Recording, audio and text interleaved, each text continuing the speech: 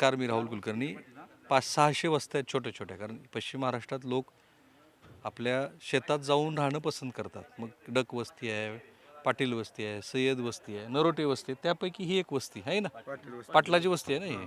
आणि हे पाटलाच्या वस्तीतलं आता घर, पाटलांचंच गाव. नाव काय तुमचं पाटील? सुरेश कृष्णा पाटील. आणि घर कुठं आहे तुमचं, दाखवा बरं. गादी गव्हार ते नारळा झाड TV चं हे हा दिसतंय टीव्ही ते? दिसतंय ते अलीकडलं शेड ती दोन्ही आपलंच आहे हा का? आपलं जायचं सगळं. बरं. आणि ह्या शेडमध्ये ही जी टीव्हीज आहे तिथे किती खोल्या आहेत? तिथं आता लॅम्प कोण आहे 5 खोल्या आहेत. 5 खोल्या आहेत. 5 खोल्या आहेत तिथं.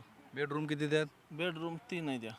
आणि एक hall आहे. किचन आणि एक हॉल आहे. आणि त्याची किती उंची असेल आता जी पाण्यात आहे ते? पाणी आता सध्या तिथं 15 फूट पाणी आहे आता सध्या. कारण घर हाईट वर Height आहे 5 त्याला. फूट इतकी हाईट आहे आणि त्याला. तिथून पाणी 10 फुटाचं. गेल्या वेळेस बी इतकं होतं इतकं आलतं आतमध्ये घरात. आधी ह्याच्या आधी काल पाणी घराच्या वर एक 15 फूट पाणी होतं. या थोडं अलीकडे. 15 ते हे घर आहे ते तुमचं, हा, ते- त्याच्यावर किती पाणी होतं? घराच्या त्या पत्र्याच्या वर 15 फूट पाणी होतं. म्हणजे एकूण 30 फूट पाणी होतं. हा 30 फूट पाणी होतं. 30 फूट पाणी पाटील वस्तीमध्ये होतं. आणि हा पूर्ण दिसतोय ऊस आहे पूर्ण. एक ऊसाचं पाणी दिसत नाही पूर्ण ऊसाचं आपलं रान आहे का इथं? हा, हे सगळं रान आहे आमचं तिथं 14-15 एकर. पूर्ण हे सगळं ऊस आहे इथं. ऊसाचं कुठं पाचोट काही दिसत नाही पूर्ण ऊसाचं पाचोट हे जे पाणी आहे ते आपलं रान आहे. हा रान आहे आमचं तिथं. आणि आम्ही रानात तिथं राहिलाय. तिथं आमच्या कोंबड्या होत्या जवळजवळ 7 जनावर होती. ती जनावर वाहून गेली. एक 25-30 कोंबड्या होती ती पण गेल्यात.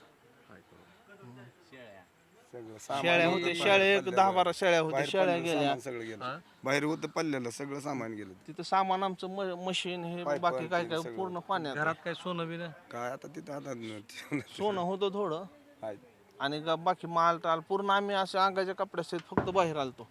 बाकी पूर्ण घरातच आहे सामान सगळं पूर्ण शेतमाल किती पाणी. होता?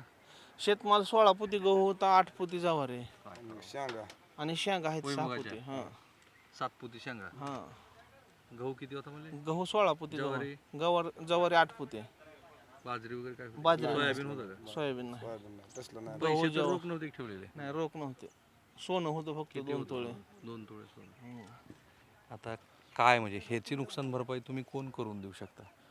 अशा असंख्य वस्त्या आहेत ह्या भागामध्ये.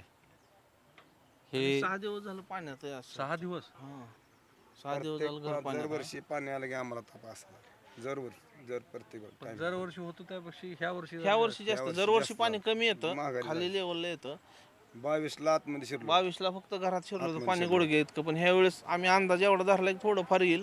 पण पाणी इतकं आलं की घराच्या घरापासून लेवलनं 20 फूट पाणी होतं. आणि हे का गरजेचं होतं? पूररेषा जी नियंत्रित करणं अपेक्षित होतं त्याचं इथली पूररेषाच आपण डिफाईन केलेली नाही आहे. सिनेमध्ये नेमकी किती पूररेषा आहे, लोकांनी कसं राहायला पाहिजे, आता ही जी मोठी गोष्ट आहे ना ती मात्र प्रशासनाची मोठी चूक आहे. पाण्याची त्यांनी हे सांगायला पाहिजे होतं की पाण्याची लेवल कुठपर्यंत. अर्थात लोकांनी ऐकलं असतं का हाही पुन्हा प्रश्न आहे, कारण आपल्याच शेतीमध्ये जाऊन राहण्याचा लोकांचा इथे साधारणपणे दृष्टिकोन दिसतो. 80% लोक इथं साहेब सगळी वस्त्यांवर आहेत. पूर्ण शिना नदीच्या काठाने राहतात 60% लोक.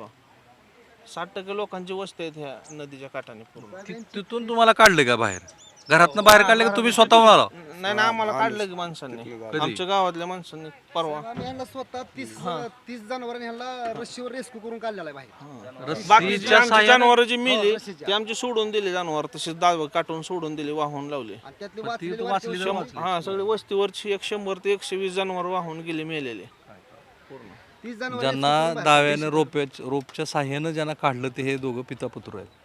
त्यांची 5-6 जनावरं पण काढली. किती तास चाललंय रेस्क्यू ऑपरेशन ह्यांना? रेस्क्यू ऑपरेशन चाललंय. कालचं चाललं 6 ते नाही ह्यांना काढण्याचं ह्यांना काढण्यात चाललं 2.5 तास. 2.5 ते 3 तास त्यांना ह्या दोघांना इथून इथून इकडे बाहेर घेतलं आणि काढलं. इथून तो कधी स्वागतचं बोर्ड दिसतोय का? हा. स्वागत तिथून रस्सी लावली त्या झाडापासून. त्या झाडापासून त्याच्या आता सुद्धा रस्सी बघायला मिळेल तिथे ती बांधली रस्सी. तर स्वागत बसले स्वागतच्या बसमध्ये तुम्ही जे पहिला बंगला रेस्क्यू केला तिथे त्या बंगल्यापाशी तिथं रस्सी बांधलेली.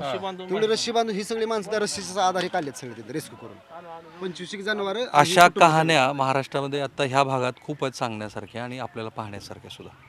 कॅमेरामन निकेतन मानेसह मी राहुल कुलकर्णी, NDTV मराठी. ही पाटील वस्ती की ज्या पाटील वस्तीतलं हे घर आणि त्यांचा गोठा आणि अशी असंख्य घरं 5-6 दिवसापासून पाण्यात आहेत.